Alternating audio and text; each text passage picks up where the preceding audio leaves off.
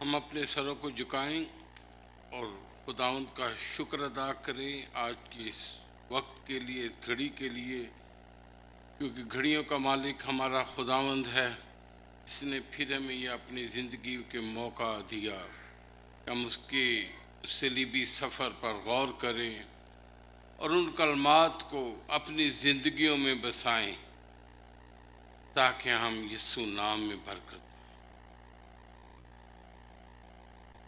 खुदा कदूस तेरा शुक्र हो, तेरी तमजीद हो, प्रियों के मालिक बाप तेरे बेटे खुदावंद यीशु मसीह के लिए, जिसने सलीब पर मेरे लिए जान दी, हम सब के गुनाहों का बोझ उठाया ताकि हम निजात। तेरा शुक्र हो। लूका की अंजील उसका 23 बाब और उसकी 34 आयत में अंजीली बयान है कि यीशु ने कहा, ऐ बाप इनको माफ कर, क्योंकि ये जानते नहीं कि क्या करते हैं। ये कलमा खुदावंद यीशु मसीह ने जिस हाल में कहा, उस वक्त तक खुदावंद यीशु मसीह इस दुनिया की अदालत में 6 पेशियां भुग चुके थे। थकावट, कांटों पे ताज सर पे, हाथों पे कील, दुख की घड़ी थी।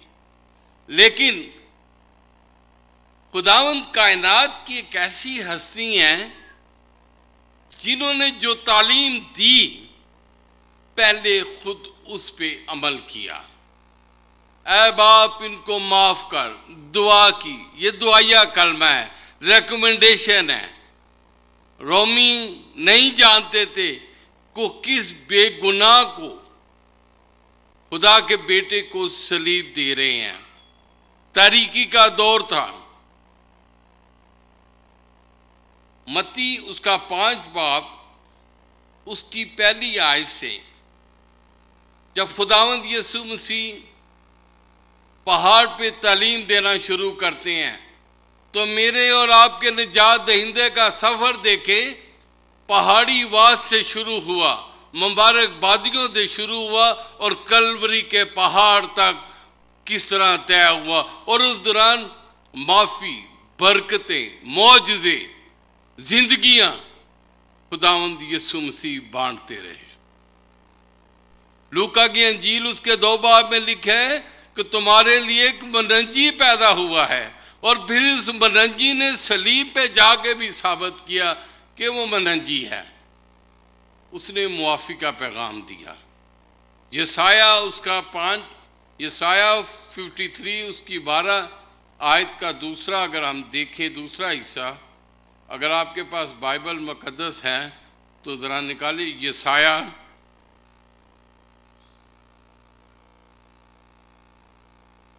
53 बाब और उसकी 12 आयत पे उस पे लिखा है, उसने अपनी जान मौत के लिए उंडेल दी और वो खताकारों के साथ शुमार किया गया, तो भी उसने बहुतों के गुनाह उठा लिए और खताकारों की शफाअत की। वो गुनाहगार नहीं था, वो मेरे और आपके लिए सलीब पे चढ़ा। अब उसने माफ़ी का पैगाम कहाँ कहाँ पे दिया हमें, और हम क्या उस माफ़ी के पैगाम को अपनी ज़िंदगियों में हम अपनाते हैं कि नहीं। मत्ती 5 बाब और उसकी 44 आयत, 5 बाब और 44 आयत में लिखा है, लेकिन मैं तुमसे कहता हूँ कि अपने दुश्मनों से मोहब्बत रखो और अपने सताने वालों के लिए दुआ करो।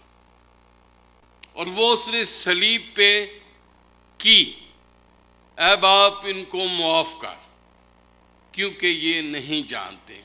लेकिन एक चीज़ जब मैं इस कलाम पे गौर कर रहा था कि रोमी जो थे वो तारीकी के दौर में थे। वो तो नहीं जानते थे, उनका तो ये पेशा था कि उन्होंने सलीब पे देना होता है लोगों को, मुजरमों को। लेकिन इस दफ़ा एक बेगुनाह को और मुक़द्दस को वो करे, इसलिए बाप ने कहा ये नहीं जानते। लेकिन मैं और आप तो तरीके के दौर में नहीं हैं। हम तो, मैं देख रहा था कि जब हम कैलकुलेशन करें जिनकी उम्रें 25 से 50 या 60 तक हैं, हम कितनी दफ़ा दुआए रबानी पढ़ते हैं? कम अज़ कम रोज़ नहीं तो हफ्ते में एक बार तो पढ़ते हैं। बावजूद उसके पढ़ने के क्या हम कितने कसूर लोगों के, उसके भाइयों के और आपस में फैमिली में ये कहते हैं कि हम माफ़ करें। अगर आप मत्ती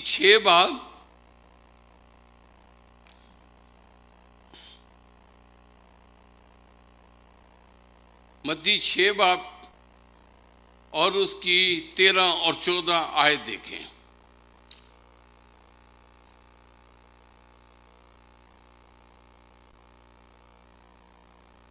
मत्ती 6 बाब 13 और 14 आयत और लिखा है, और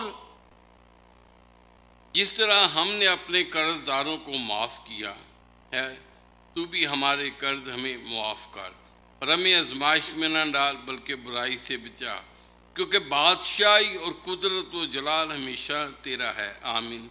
इसलिए कि अगर तुम आदमियों के कसूर माफ़ करोगे तो तुम्हारा आसमानी बाप भी तुम्हें मुआफ़ करेगा, और अगर तुम आदमियों के कसूर माफ़ ना करोगे तो तुम्हारा बाप भी तुम्हारे कसूर माफ़ ना करेगा। अगर हम बाप से माफ़ी मांगते हैं तो फिर हमने भी माफ़ करना है। इत्वाक से जब इस दफ़ा पास्टर साहब ने मुझे इस कलमे के लिए कहा तो 2-3 साल से इत्फाक हुआ कि मुझे ये मौका मिला खुदावंद का कि इस कलमे को मैं दोबारा पढ़ूं। लेकिन पहला सवाल मेरे अपने लिए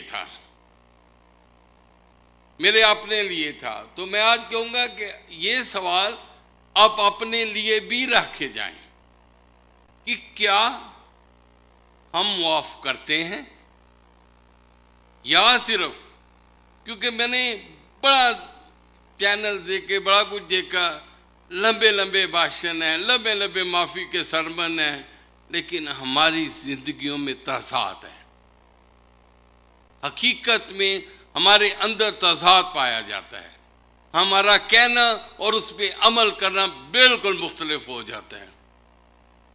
ऐ मेरे भाई, ऐ मेरी बहन, अगर हमने हकीकी मानों में यीशु के इस कलाम को अमल करना है तो हमने मुआफ़ करना सीखना, क्योंकि खुदावंद यीशु मसीह ने, मैं बुज़ुर्ग यूसुफ की ज़िंदगी के पुराने अहदनामे पे जब गौर कर रहा था तो पैदाइश 45 बाब उसकी 13 और 14 आयत पे लिखा हुआ है। अब सब जानते होंगे कि यूसुफ के साथ उसके भाइयों ने क्या सलूक किया, कत्ल का मंसूबा क्या कहना भेज डाला। लेकिन जब खुदा ने यूसुफ को अख्तियार दिया तो उसने अपने भाइयों को गले लगा लिया, चूमा, और एक स्पेशल उनके लिए जब वो खुराक दे रहा था अपने बाप के लिए, भाइयों के लिए, उसमें उसने पैसे भी कहा डाल दो। आज हमारी हालत ये है कि माँ बाप के बनाए हुए 4 मरले के घर में 10 भाई लड़ाई करके बैठते हैं, मुकदमे लड़ते हैं, हिस्से मांगते हैं। क्या हम खुदावंद की इस कलाम को, इस कलमे पे गौर करते हैं? क्या हम खुदावंद यीशु मसीह पे ईमान रखते हुए उसके माफ़ी के कलमे को अपनी ज़िंदगियों में बसाते हैं? बाइबल के हवाले शुरू करें तो भरे हुए हैं खुदावंद यीशु मसीह के कलाम से माफ़ी के लिए, और सबसे बड़ी मिसाल उसने कायम की खुद से, जब उसे सलीब पे चढ़ाया गया और खुदावंद ने कहा, ऐ बाप इनको माफ़ कर।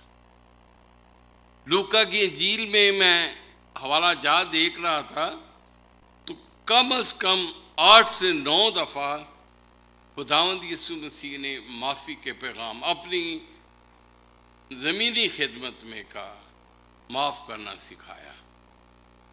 आप भाइयों को किस तरह माफ़ कर सकते हैं? आपने अपने सताने वालों के लिए दुआ करनी है, उनके लिए लानत नहीं करनी। लेकिन आज ये सवाल मेरे और आपके लिए है कि मेरी बहन, मेरे भाई, क्या हम खुदावंद यीशु मसीह के इस कलमे पे ईमान तो रखते हैं, ज़बानी करार तो करते हैं, क्या हमारी ज़िंदगियों में ये है कि हम माफ़ करना सीख जाए? अब आप इस घड़ी के लिए घड़ियों के मालिक, फिर तेरा शुक्र बचा लाता हूँ कि आज का कलाम मेरी ज़िंदगी में और जितने हम बहन भाई तेरे कलाम को सुन रहे हैं, इसमें 30 गुना नहीं, 60 गुना नहीं, 100 गुना फल आए। आमीन।